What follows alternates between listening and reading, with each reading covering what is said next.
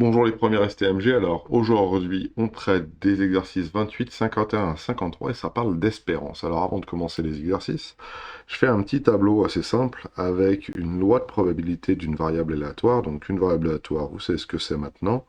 Sa loi de probabilité, c'est le petit tableau qui décrit toutes les probabilités pour chacune de ces valeurs prises, pour chacune des valeurs prises par la variable aléatoire. Par exemple, notre variable aléatoire x, ça compte, je sais pas moi, le nombre de fois où on obtient un valet sur 3 tirages de cartes. Par exemple, on peut obtenir 0 valet, 1 valet, 2 valets, 3 valets. Ça peut être d'autres nombres, hein. On a pris des nombres entiers là, mais ça pourrait être, je sais pas moi, le gain d'un jeu avec des centimes, etc., etc. Et en dessous, la probabilité que ça arrive, alors je sais pas, moi je vais peut-être mettre 0,5 ici, 0,2 là, 0,2 ici. Et puis là, par contre, je suis obligé de mettre 0,1 parce que la totalité des probabilités, la somme de toutes les probabilités de cette variable, de cette loi de probabilité de cette variable aléatoire, ça fait beaucoup de mots, mais vous avez compris ce qu'il en était, et ben ça doit faire 1, hein. Ça, plus ça, plus ça, plus ça doit forcément faire 1. Et maintenant, l'espérance. Bah, l'espérance, c'est simple, c'est la moyenne de tout ça. Et pour faire la moyenne de tout ça, bah, c'est simple, hein. Il faut faire ça fois ça, plus ça fois ça, plus ça fois ça, plus ça fois ça. C'est une moyenne pondérée par les probabilités. Donc je mets des petits fois ici, hein, pour vous compreniez un petit peu, hein.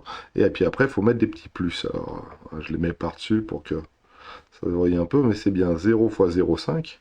Donc ça s'écrit comme ça, espérance mathématique de x, c'est donc égal à 0 fois 0,5, plus 1 fois 0,2, plus 2 fois 0,2, plus 3 fois 0,1. Entre guillemets, c'est x1, la première valeur, fois P1, la probabilité qu'elle apparaisse, plus x2 fois P2, etc., etc. Là, j'ai x3 fois P3 et x4 fois P4.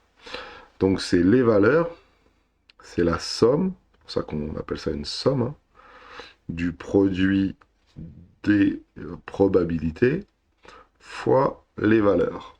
Alors, les probabilités, on va les appeler PI, les valeurs, on va les appeler XI, et c'est la somme pour I égale 1, ici à 4, ok, parce qu'il y a 4 valeurs. Voilà comment on les écrit. Vous faites en fait la même chose quand vous faites une moyenne pondérée, sauf qu'au lieu de mettre un 0,5 ici, vous multipliez par le coefficient. Alors, si c'est coefficient 2, bah, votre contrôle, bah, il compte pour 2 fois, donc vous le multipliez par 2. Là, dans tout, et puis après, vous divisez par la somme de coefficients, et moi, la somme de tous mes coefficients, ça fait 1, donc ça sert à rien de diviser par 1, entre guillemets. Donc voilà, donc là, le premier exercice qui est le 28 va me demander de calculer l'espérance de ce tableau-là, et je me rends vite compte que c'est très simple en fait. L'espérance mathématique ici, c'est P1x1 fois x1 plus P2 fois x2.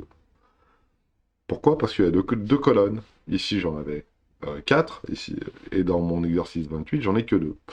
Alors P1x1, qu'est-ce que c'est? Ben, c'est 2 fois 0,4 ou 0,4 fois 2.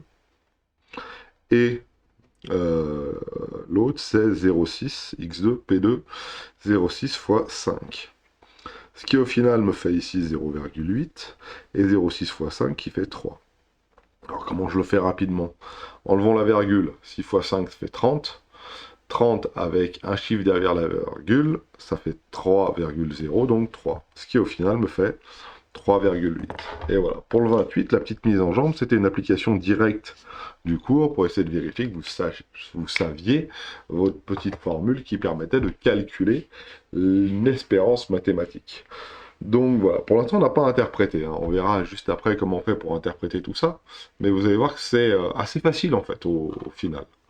Le 51, on a une variable aléatoire x qui à chaque jour associe le nombre de connexions d'un adolescent à l'ENT.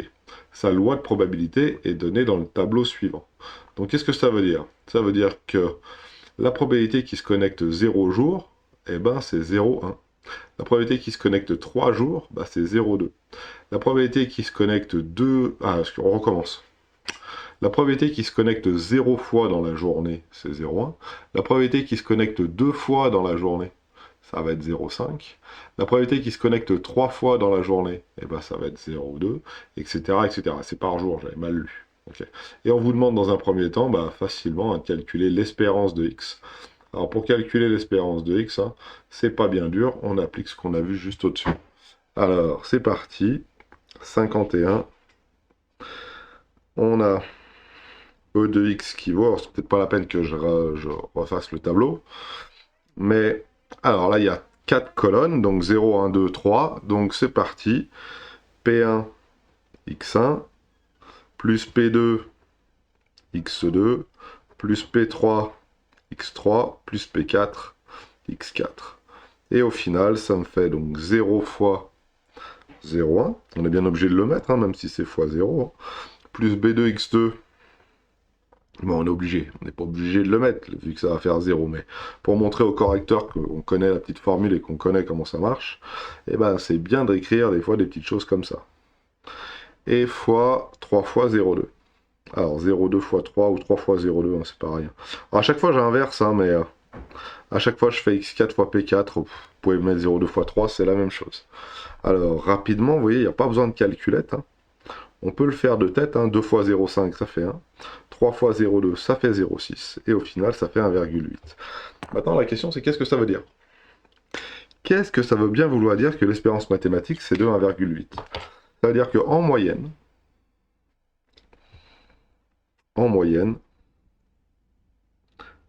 l'ado se connecte 1,8 fois par jour. Attention, c'est par jour là. Hein, on a dit connexion à l'espace chaque jour ici, hein, c'était bien écrit là.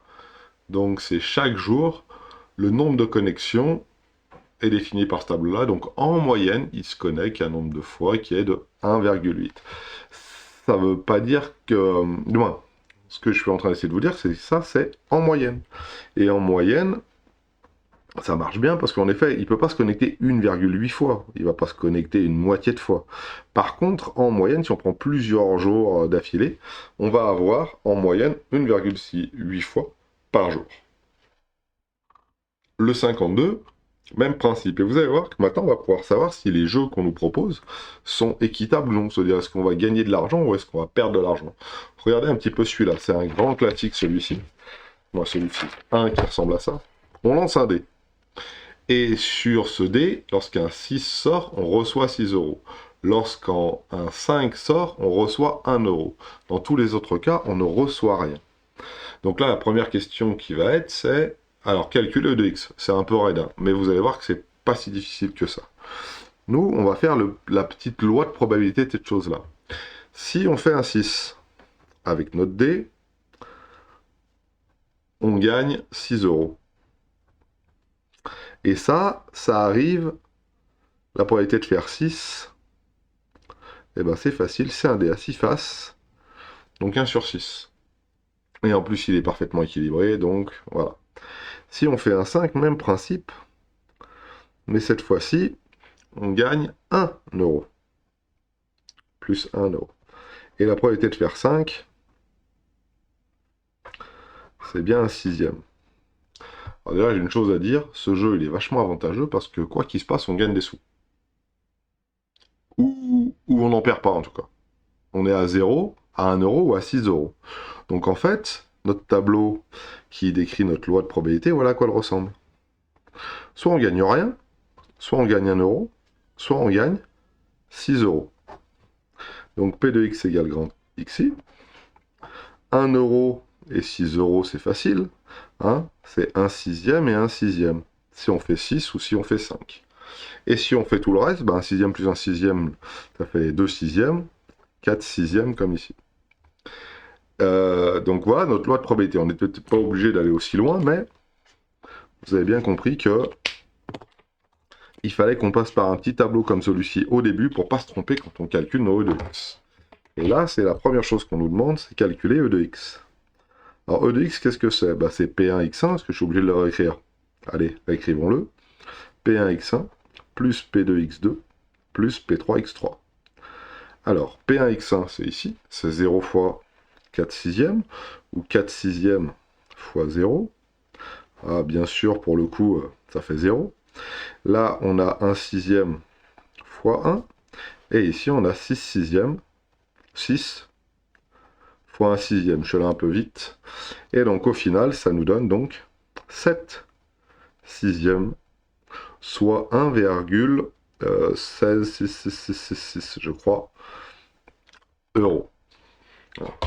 Donc, on a bien P1x1, qui est celui-là, P2x2, P3x3. Voilà. P1x1, c'est... Je vous mets des couleurs pour bien que vous identifiez d'où ça vient. Et au final, ça nous donne un résultat qui fait 1,16. Alors, je veux juste le vérifier, mais j'en suis quasi sûr. 7 sixièmes. Ça fait bien ça. Et vous voyez, c'est en euros. Ça veut dire qu'en moyenne,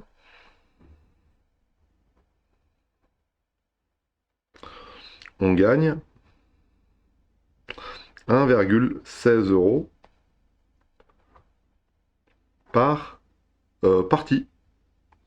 C'est-à-dire que lorsque je vais faire une partie, paf, je vais gagner en moyenne 1,16 euros. Des fois, ça sera 6, des fois, ça sera 1, des fois, ça sera rien. Mais si je recommence cette expérience où je joue plein de fois, en moyenne, je gagne 1,16 euros. C'est-à-dire que si je joue 100 fois, eh ben, je vais repartir avec 116 euros. En moyenne. Alors 116 euros à peu près, hein. Si je suis à peu près, pas chanceux, mais si je suis pas trop malchanceux, si je suis pas trop chanceux, eh ben, je vais repartir avec 116 euros. Et puis si je suis trop chanceux ou trop malchanceux, je lance le dé, ou que plein de fois encore, hein, des millions de fois, et normalement je devrais arriver, du moins c'est même pas normalement, c'est même sûr, arriver à cette moyenne-là de 1,166666, 7 sixièmes d'euros par jeu. Alors ça, c'est forcément équitable. Pourquoi? Bah parce que on gagne. Donc, à chaque fois, on gagne de l'argent. E de x est supérieur à 0. Donc oui, c'est équitable. Équitable. Eh, on perd pas? On perd jamais. Ça coûte rien de jouer. Donc si ça coûte rien de jouer, forcément, c'est équitable. Forcément, on gagne de l'argent. Lorsqu'un jeu est équitable, on dit que son espérance mathématique est supérieure à 0, ça veut dire que ça nous rapporte de l'argent. Okay. Alors, bien sûr, cette case-là, 0, c'est parce que ça ne coûtait rien. Imaginons maintenant que, ici, on mette moins 2. Bah, si je fais moins 2, là, moins 2 fois 4 sixièmes, ça va faire moins 8 sixièmes. Moins 8 sixièmes plus 7 sixièmes, ça va faire moins 1 sixième. Et moins 1 sixième, c'est négatif. Et là, je vais perdre de l'argent. Ça voudrait dire quoi que je mette moins 2 ici? Ça voudrait dire... alors, je me trompe peut-être. Hein. Ouais. Ça voudrait dire que si on lance le dé et qu'on ne fait pas ni 5 ni 6, c'est à nous de donner 2 euros. Okay, ça ne veut pas dire que jouer nous coûte de l'argent. Ça veut dire qu'on joue. Si on fait 5, on fait 1. Si on fait 6, on gagne 6 euros. Mais par contre, si on fait autre chose, c'est nous qui donnons de l'argent. Okay. Donc voilà, utilise la calculatrice pour retrouver la valeur de dx trouvée à la question A. Alors oui, c'est pas bien difficile. On va faire une moyenne. Donc pour faire une moyenne, j'ai besoin des stats. Je vais à l'intérieur de mon menu stats. Je vais rentrer dans ma première colonne mes valeurs. Et ici, mes valeurs, c'est 0, 1, 6. Donc 0, 1, 6. Je tape au clavier, mais j'aurais pu le taper ici. Et en face, je vais mettre les probabilités à chaque fois. Ici, j'ai 4 sixièmes. 4 divisé par 6. J'aurais même pu écrire 4 sixièmes. Attention, il va me le calculer. Voilà, ça fait 0,06. Ici, j'ai 1 sixième. 1 divisé par 6, ça marche pareil. Et ici, j'ai 1 sixième. Pas cliquer. 1 sixième. Voilà. Maintenant, il faut que je dise à la calculatrice, je veux que tu calcules une moyenne ou une espérance. Donc là, vous voyez, ici, j'ai le deuxième onglet qui est calque. Pour accéder au deuxième onglet, j'appuie sur F2. Mais je devrais appuyer sur F1 pour en faire la moyenne. Le problème, c'est si j'appuie sur F1 pour faire la moyenne, il va ne faire la moyenne que la liste numéro 1. Il faut que je dise, fais la moyenne de la liste numéro 1 avec comme probabilité ou comme coefficient ou comme pondération la liste numéro 2. Alors ça, pour la calculette, on appelle ça des fréquences. Hein, on a vu, hein, probabilité, fréquence, à peu près la même chose au point de vue vocabulaire, donc on est bon. 0, 1, 6 ici, 0, 6 machin, donc il faut que je dise à la calculette, là, c'est les fréquences. Et pour ça, il faut que j'aille donc dans 7 ici, et 7, c'est la touche F6 qui est là.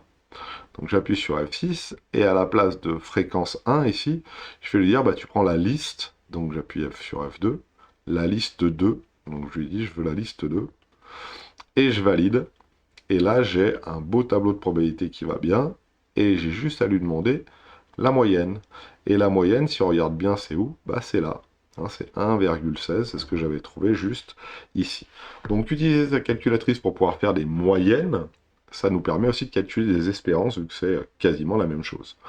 Voilà pour le 52, et il me reste le 53, qui... ça va vite en fait. Hein. On lance une pièce de monnaie en l'air. Est-ce que je vais avoir assez de place pour pouvoir le traiter ici? On va bien voir. C'est une pièce de monnaie truquée. Ah, alors déjà, embêtant. Hein. Et elle tombe sur pile dans 0 4 fois. Le joueur gagne 3 euros si la face visible est pile. Donc on gagne si c'est pile. Et par contre, on perd sinon 2 euros. Donc sinon, c'est pas bon. On perd 2 euros. Maintenant, la question est de savoir si ça va être rentable ou pas de jouer à ce jeu-là, à mon avis. Hein. Vous voyez, la question c'est est-ce que ce jeu est équitable. Donc on veut d'abord établir la loi de probabilité de G. Donc soit pile, soit face. Soit on gagne, soit on perd. Et si on gagne 3 euros. Et par contre, si on perd 2 euros. Donc moins 2 ici. Je sais pas pourquoi j'ai mis ça. Ouais, je voulais mettre euros, mais voilà. P2 grand X, alors c'est pas grand X, c'est grand G. G égale XI. Alors on peut, hein, on peut écrire un XI, GI, on écrit comme on veut, on s'en fout. Hein. Pareil, hein, je suis allé vite. Hein. Ici P1, hein, P1, on est d'accord, c'est P de X égale 0. Hein. P2, c'est P de X égale 1, etc. C'est les cases qui sont là. X1, P1, X2, P2, X1, P1, X2, P2, X3, P3, etc. etc., etc. Voilà. C'est des notations, c'est pas le plus important. Hein. Le plus important, c'est que vous sachiez calculer l'espérance mathématique. Alors on y va, maintenant il faut compléter ma loi de probabilité, il faut que je réfléchisse. Donc la probabilité que je fasse pile, c'est 0,4. Et je gagne si je fais pile. Donc la probabilité que je gagne, c'est bien 0,4. Alors, ça c'est ce que j'avais mis en vert. Je gagne. Voilà. Par contre en rouge, stabilo que je n'ai pas, on perd 2 euros. Donc si je gagne dans une probabilité de 0,4, je perds dans une probabilité de 0,6. Pourquoi? Parce que 0,4 plus 0,6, ça fait 1. Hein. Je peux gagner ou perdre, je ne peux pas faire autre chose. Donc la somme des probabilités, ça fait bien 1. 0,4 plus 0,6, allez, je le mets en bleu. Et maintenant, alors ça c'était le petit A, c'est fait. Et maintenant le petit B, c'était calculer l'espérance mathématique de G. Alors assez facilement, E de G, c'est P1x1 plus P2x2. Et là, assez facilement, ça fait 3 fois 0,4.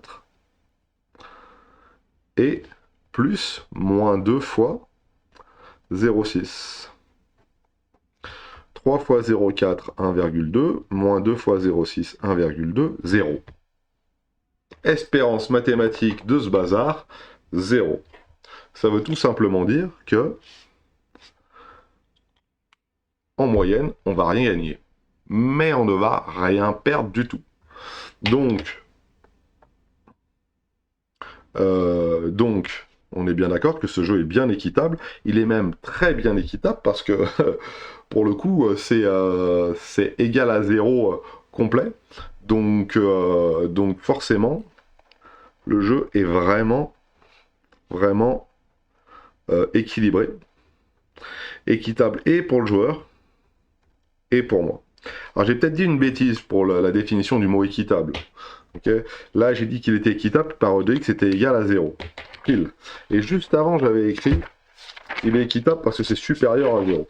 Alors ça, c'était peut-être une bêtise. Faites voir un peu. Qu'est-ce que je l'ai écrit? Je l'ai écrit où? Oui. Alors, c'est juste au-dessus. Hein. E2x supérieur à 0. Alors, quand j'ai dit oui, c'est équitable, c'était surtout favorable au joueur. Hein. Ok. Donc, favorable au joueur. Voilà. Équitable, ça veut vraiment dire que et le croupier, et celui qui propose le jeu, et celui qui joue, ont la même chance de gagner et de perdre. Okay. Or là, c'est plutôt le joueur auquel c'est favorable. Équitable, c'est vraiment pas le... C'est vraiment profitable, là. Là, pour le coup, c'est pas... c'est vraiment profitable, pas équitable. Hein. Attention, hein. J'avais écrit une bêtise au-dessus. Hein. Voilà. E de x égale 0, le jeu est bien équitable. Hein. Ça veut dire qu'il y a autant de chances pour le joueur que pour celui qui tient le jeu. Voilà pour le 53, et on a fini cette petite série d'exercices. Vous trompez pas pour équitable, hein. E de x égale 0, jeu équitable. E de x supérieur à 0, favorable au joueur. E de x inférieur à 0, pas favorable au croupier. Et vous vous doutez bien que l'espérance mathématique d'un casino, elle est forcément négative pour vous, parce qu'il faut bien que le casino vive, et en effet, il redistribue, je crois, 90% des mises. C'est-à-dire que quand vous mettez 100 euros, ils en redistribuent 90. Bien sûr, pas de manière équitable, entre guillemets, ça veut dire un peu plus à certains joueurs qu'à d'autres. Mais voilà. Je vous souhaite de passer une bonne journée. On se retrouve après pour les exercices suivants de la dernière page sur, pareil, hein, l'espérance mathématique. Bonne journée à vous.